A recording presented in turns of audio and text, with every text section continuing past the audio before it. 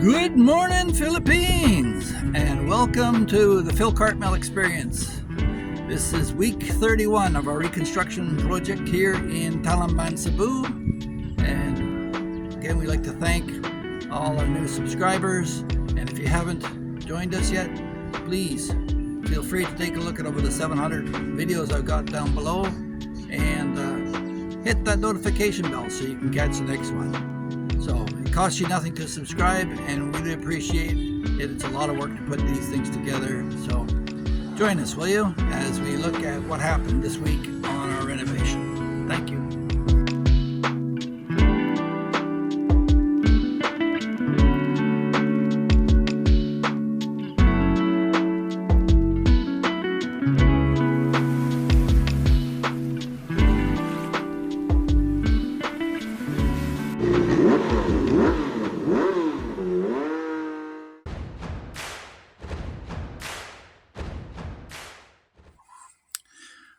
Well, we finished off the top pour of the roof on Wednesday night.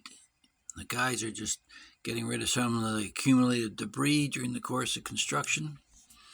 They have a tradition here in the Philippines where when a project of this size comes to an end, or the topping off ceremony, they do a ritual sacrifice of a chicken, and I denied them a little less. That's their tradition. So the actual baptism of the church for the house will probably come later when the wife gets around to it. But in the meantime, the guys are a little worn from both work and celebration. Giving them a little break here. Excuse me while we move in here and take a look around.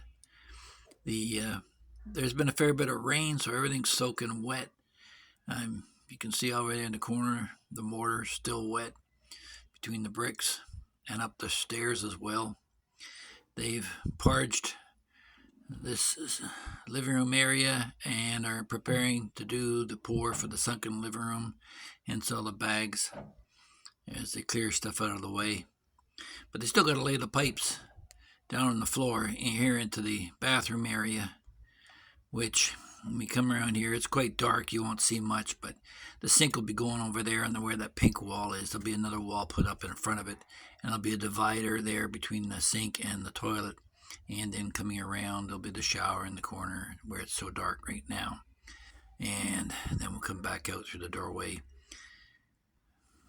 The laundry will be tucked in this area as well, out of the way. So we haven't gauged the actual bottom of the window there in the living room yet. And we'll take a look at it visually, what it looks like from the living room, sunken living room. And over here in the corner, we've got a delivery of the stove. There's the main breaker box for the house. And if you come down here, Fuji Denso, a matte series cooking range. Well, it's got durable and rust resistant. In this tropical climate, you need that. That hole will be filled in and cupboards will be put in place. Not much has happened in the kitchen area. It's more of a staging place for the rest of the house. So let's, as we sit on the bottom of the stairs, take a 360 and pan around to get an overall look of what the downstairs floor will look like across the dinette bar and in over the kitchen window and sink. And wrapping around, there'll be cupboards on that wall. We'll probably put subway tile along the back and a granite countertop over the top.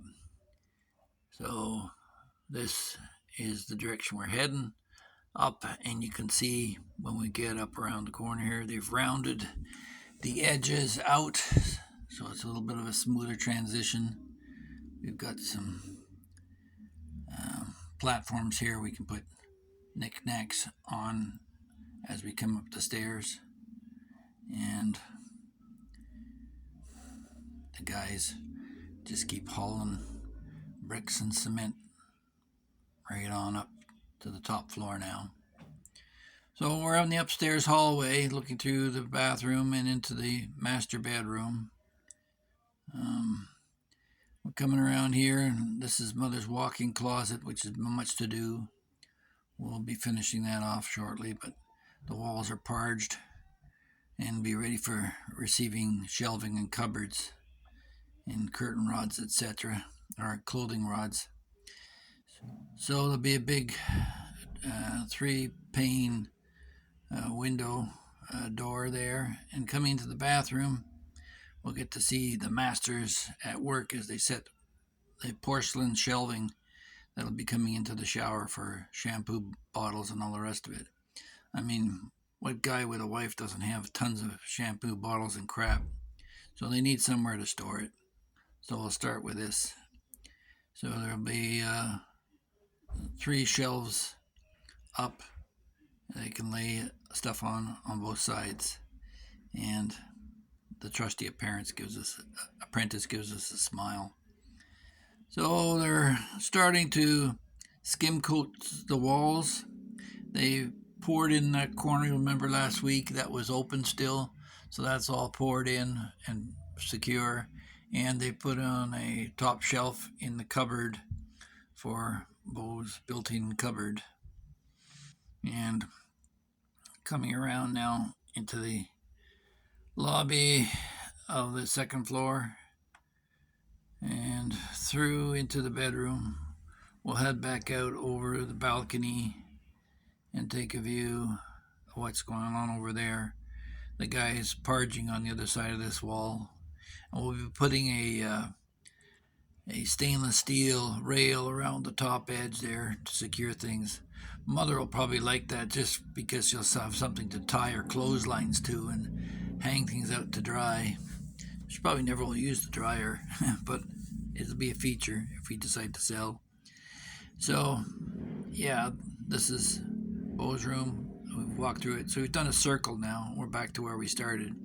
That's the second floor. And now we'll head on up to the third floor and witness the pour of the roof there. They started the same process with rounding off the corners here on the stairwell, and all those bags that were there last week are gone. They're just mixing mortar mix now, and happy crew they are.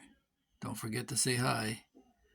So yeah, they're mixing mortar to go on these bricks as they start the wall for the third and final floor. So at the 4-foot, maybe 5-foot level, we'll put a window in there at the top to let some light in. And should be the lightest, brightest, and breeziest part of the house because it's not in the shade of anything at this point other than the roof itself. So as we weave our way through the maze of scaffolding, which this will sit in place for a couple of weeks, make sure we got a good set on the concrete.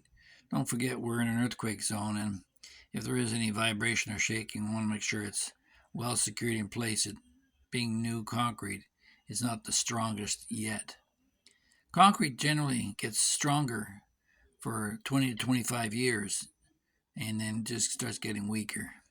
So here we are now. We've climbed to the top, and this is the roof exposed. Over there in the corner is the form for the skylight, and covered off for some shade to keep the slab cooler in this tropical heat so that it sets properly. And I showed you last week those stainless steel angle iron. That's for our 9 kilowatt solar panel array that will be fixed to the roof. So I plan to come up here the odd night to watch the stars or the mountain lights.